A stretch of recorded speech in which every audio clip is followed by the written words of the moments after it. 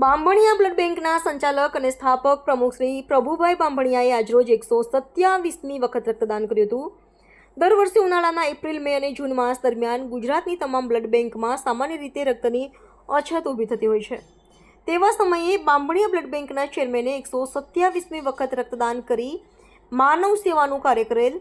વિશેષમાં પ્રભુભાઈએ ગુજરાતના તમામ રક્તદાતા ભાઈઓ અને બહેનોને તેમની જે બ્લડ બેંકના આસ્થા સાથે જોડાયેલા હોય તે બ્લડ બેંકમાં જઈ રક્તદાન કરવા અને કરાવવા અપીલ કરેલ છે.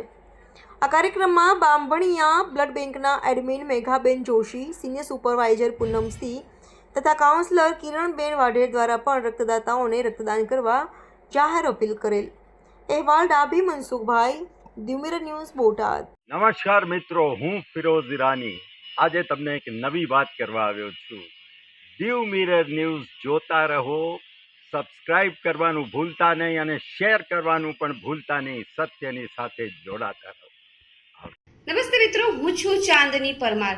આપની મનપસંદ ચેનલ એટલે કે દીવ મિરર ન્યૂઝ ચેનલને લાઈક કરો, શેર કરો અને ફોલો કરો.